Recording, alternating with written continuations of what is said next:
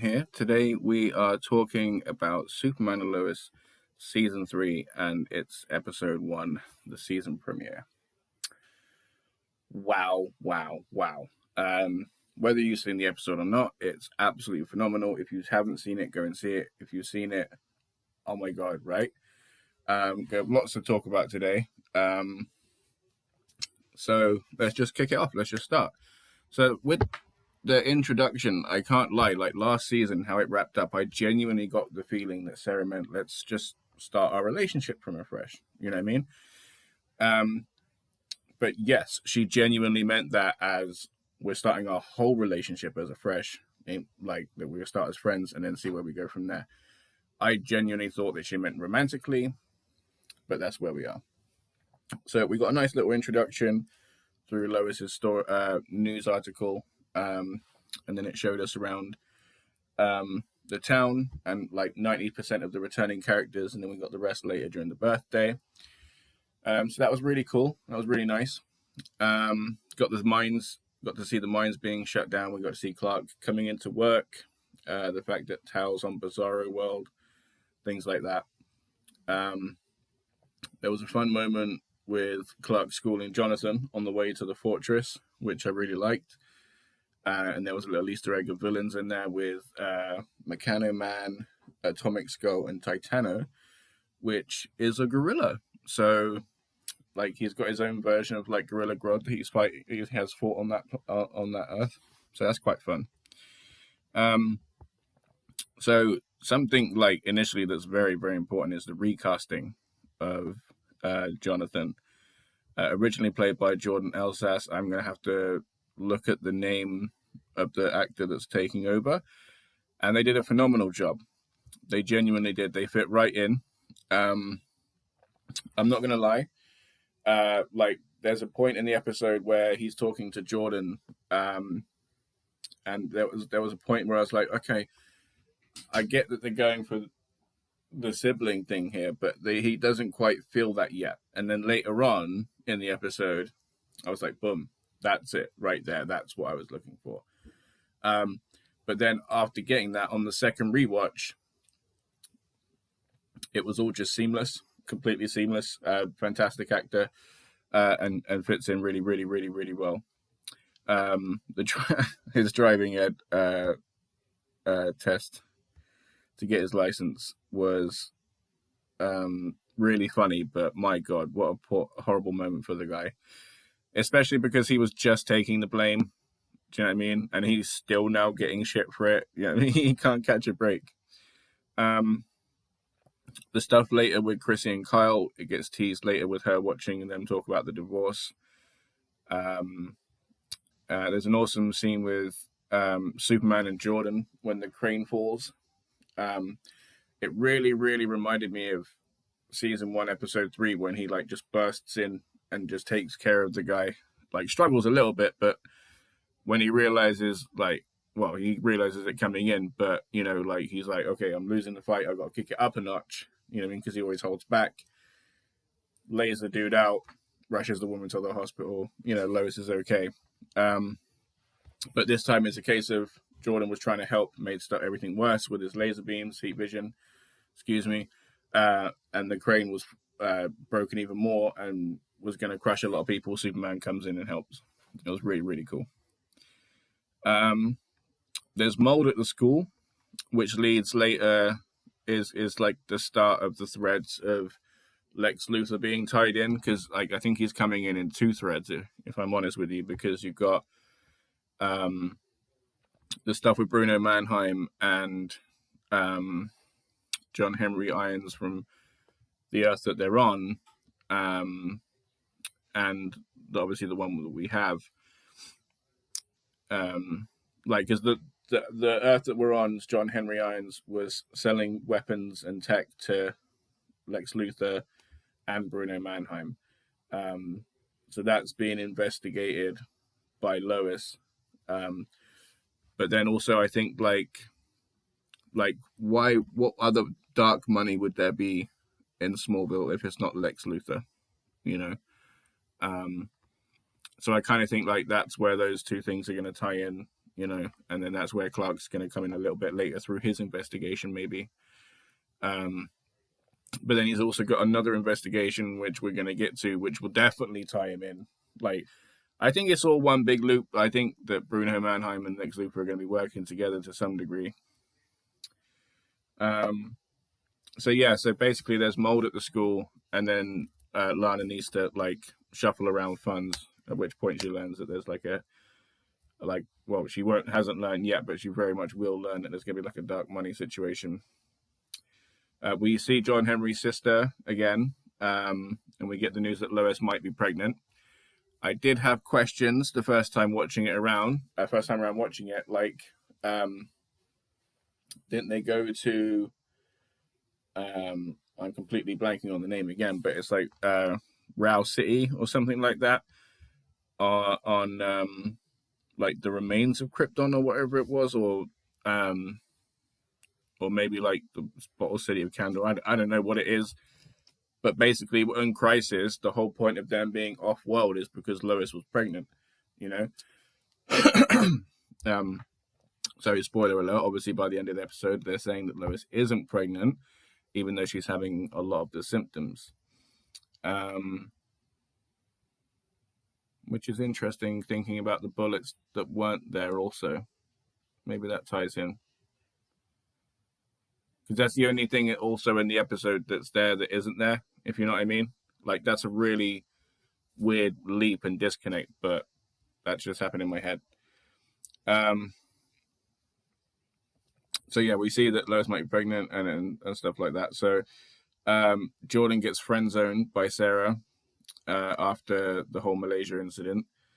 And again, like I kind of, like, he obviously got it. I didn't get it. He obviously got it, and he understands. But he's still like trying to win her over, you know. And what he doesn't realize that the more he tries, is the more he's just going to anger her and push her away. So just give her some time to just give her what she wants, you know.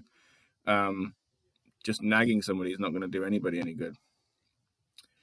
So there's a point where Lois tells Clark that she's pregnant, or might be pregnant at least, and you can see instantly, like, as supportive as Clark is, that he's very unsure about being a dad again, you know, which obviously comes into play again later. Natalie talks to John Henry about her date with Sam. Just the chat with John Henry, I believe. I think that's the date with Sam comes a little bit later. But yeah, it's just a general chat about, which Sam's there for as well, forgive me, about school and stuff. And then that's when, like, he starts like laying the seeds and trying to get her to go to a school and stuff. So this is the point that I was talking about before. So there's a point where Jordan and Jonathan are talking, and again, the first time round, I genuinely got like David Spade vibes. You know, like a recasting happens, or somebody gets brought in because of, like, in this case, it wasn't a tragedy, but, you know, like, because of something happening out of everybody's control, somebody else gets brought in. That's the kind of vibe I was getting. But again, on the second time round, I got a completely different vibe, and it genuinely feels like he's been there forever, you know. So he's done really, really good. Clark talks to John Henry in the chemist, and again, you can see him being really unsure about being a dad. Lois and Lana have a night out, and that's really fun. You get to see Lois talking like a teenager. They both do this episode. It was really sweet. You can see, like, they're really in love, and you just genuinely buy them as a couple. And it's adorable. It's adorable, you know. And you just want to see more of it. What else? Jonathan was getting his license was really funny. Like I said earlier, God bless him. Lois talks to Clark, and again, he's very unsure, and he's got the delivery that he's like, haha, I got to go to the delivery. So then he kind of like gets away with that situation. And then after, no, so I was talking before, yeah. So basically, when Natalie was talking to John Henry, it was about the date with Sam that just went horrifically bad. And it is all his fault because he's not seeing her as a person. He's more seeing her as just an asset, which his perspective is forcibly changed by being called upon it, which is really good, and shows that she's got a great and supportive network, which I really like. Boop, boop, boop, boop, boop.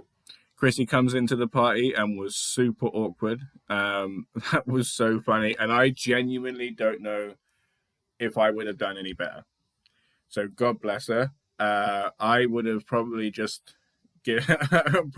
like snuck in, like not snuck into a kid's party. That sounds awful, but like I would have just like walked over and put like the present on the table and then just kind of like mingled. I wouldn't have made like a big entrance kind of like that. Maybe, I don't know. So she's super brave, and God bless her for trying. And then we get like a little barbecue thing of Carl showing him how to Clark how to barbecue. Lots of dancing, lots of fun. A nice birthday video for the twins. And then Clark has to go, and then we see. So this is a nice little tie-in for me, right? So at a point where Lois and Clark have talked about like starting again because of being pregnant, and a lot of starting over has been like subtly pushed through for the episode. We get the Easter egg of the first villain that they met over returning, Henry Miller, or Atom Man, with a very confusing double lightning bolt S, which is very Nazi-ish for me, but I don't know. So they have a fight, and that takes them all over the city, which Clark takes him out of the city. And it's really funny because it starts at like when it's light out, but then it gets dark and it's like fully nighttime. So the fight goes on for quite a while. Superpowered or not, that is a challenge, So we find out that Henry's been given powers, but at the time, it doesn't. We don't know who from, and we don't know how, and we don't know why. We still don't know the answers to all of those questions. But in the meantime, while that fight's happening, which we come back to, Jordan and Sarah chat, and he kind of realizes that he has to give her some time, and he has to give her some space, just being a friend, and showing her why she fell in love with him in the first place. It's not a selfish thing for her to ask for some time to kind of figure herself out. What else? So the fight ends, and then Superman pulls a super rookie move off, right? Because there's somebody that turns up with a face that looks like a dark rose petal or something. I don't even know. And then Superman gets kind of whammied into hearing the city turning into chaos, but he's been Superman for a long time, right? So basically, he's in the middle of a fight. He's about to lose. He says, "Hey, you don't have to do this." The dude gets shot with bullets, right? So Superman's been fighting him for at least an hour, hour and a half. I would say longer, but I'd say that time, right? Hour and a half. He's been fighting Superman, but then bullets just take him out, right? So there are questions. There are questions to be raised. But then he should know. So then this person turns up, and then something happens all the way over there. He's hearing all of this. A seasoned superhero will go, well, cause and effect here. That person's turned up, and I'm hearing that. That person's causing it. I'm going to stand here and deal with this. But no, for plot convenience, he flies off, thinking that the city is in danger, listens, realizes that it's just the normal city life, So then he goes back, and then both the petal person and the body are gone, And then when he scanned the body, he saw that there was no bullets in there. So a body that's been shot with bullets that aren't real and Lois's body is being affected by a pregnancy that's not real. Like there's a weird connect there for me, and I'm not going to let that go until, well, I might let it go, but you know what I mean. I'm certainly going to be ruminating on it and hoping that it turns into something.